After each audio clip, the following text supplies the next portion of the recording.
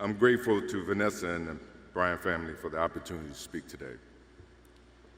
I'm grateful to be here to honor Gigi and celebrate the gift that Kobe gave us all. What he accomplished as a basketball player, as a businessman and a storyteller, and as a father.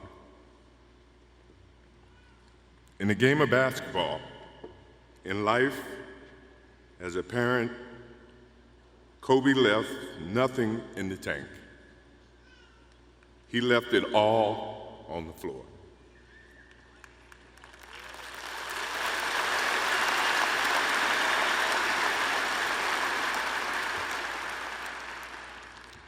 Maybe it surprised people that Kobe and I were very close friends, but we were very close friends. Kobe was my dear friend. He was like a little brother. Everyone always wanted to talk about the comparisons between he and I. I just wanted to talk about Kobe.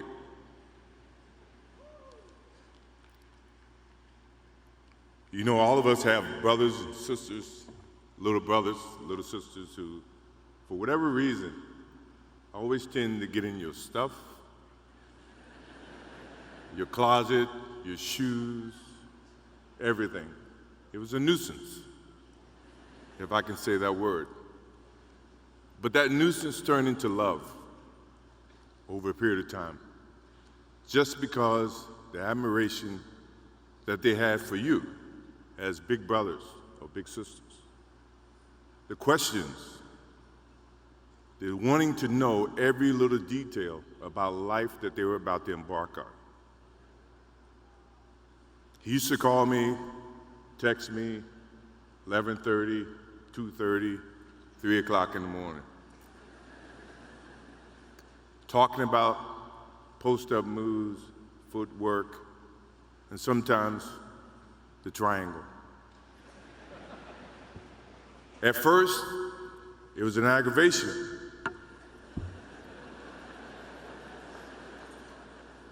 But then it turned into a certain passion. This kid had passion like you would never know. And it's an amazing thing about passion. If you love something, if you have a strong passion for something, you would go to the extreme to try to understand or try to get it.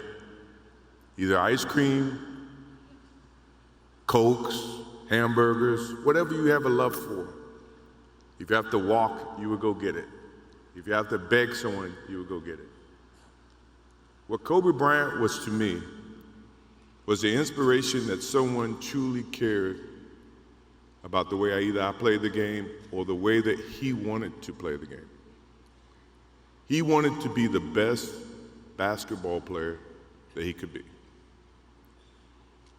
And as I got to know him, I wanted to be the best big brother that I could be.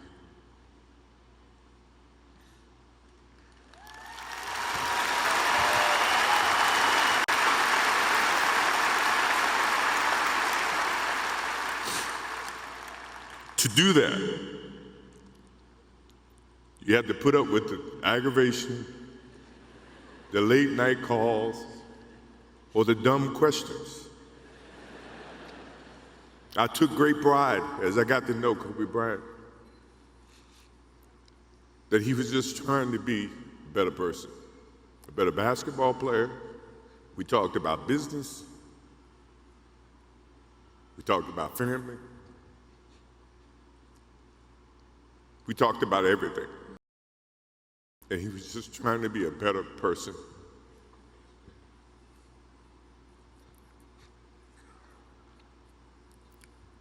Now he's got me.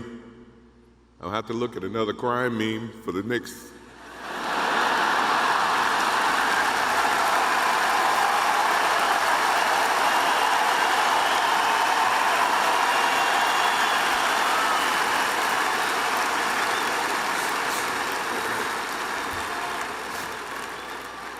I told my wife I wasn't going to do this because I didn't want to see that for the next 3 or 4 years.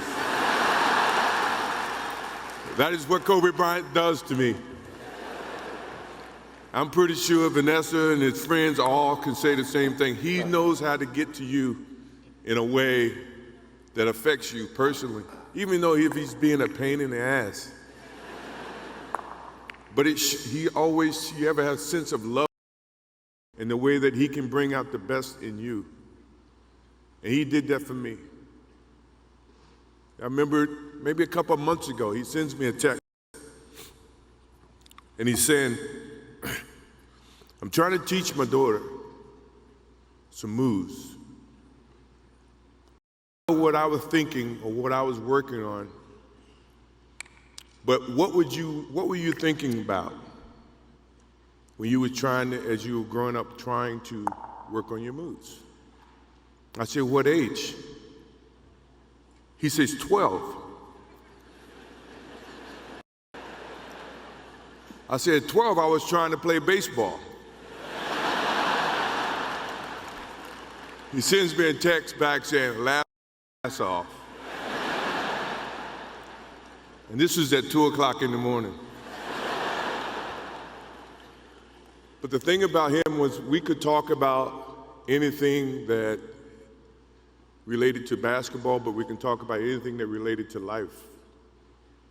And we, as we grow up in life, rarely have friends that we can have conversations like that. Well, it's even rare when you can grow up against adversaries and have conversations like that. I went and saw Phil Jackson in 1999 or maybe 2000. I'm in LA, and I walk in and Kobe's sitting there. And the first thing, I'm in a suit. The first thing Kobe said, did you bring your shoes? No, I wasn't thinking about playing. But his attitude to compete and play against someone he felt like he could enhance and improve his game with. To me, that's what I loved about the kid. Absolutely loved about the kid. No matter where he saw me, it was a challenge. And I admired him because his passion, you rarely see someone who's looking and trying to improve each and every day, not just in sports, but as a parent, as a husband. I am inspired by what he's done and what he shared with Vanessa and what he's shared with his kids. I have a daughter who's 30 who I became a grandparent. And I have 2 twins. I have twins at 6.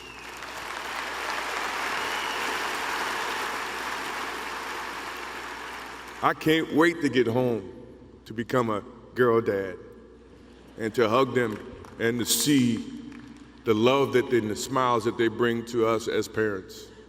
He taught me that just by looking at this tonight, looking at how he responded and reacted with the people that he actually loved. These are the things that we will continue to learn from Kobe Bryant. To Vanessa, Natalia, Bianca, Capri, my wife and I will keep you close in our hearts and our prayers. We will always be here for you, always. I also want to offer our condolences and support to all the families affected by this enormous tragedy. Kobe gave every last ounce of himself to whatever he was doing. After basketball, he showed a creative side to himself that I didn't think any of us knew he had. In retirement, he seemed so happy. He found new passions, and he continued to give back as a coach in his community. More importantly, he was an amazing dad, amazing husband, who dedicated himself to his family and who loved his daughters with all his heart. Kobe never left anything on the court. And I think that's what he would want for us to do. No one knows how much time we have. That's why We must live in the moment. We must enjoy the moment. We must reach and see and spend as much time as we can with our families and friends and the people that we absolutely love. To live in the moment means to enjoy each and every one that we come in contact with. When Kobe Bryant died, a piece of me died. And as I look in this arena and across the globe, a piece of you died, or else you wouldn't be here. Those are the memories that we have to live with and we learn from. I promise you, from this day forward, I will live with the memories of knowing that I had a little brother that I tried to help in every way I could. Please rest in peace, little brother.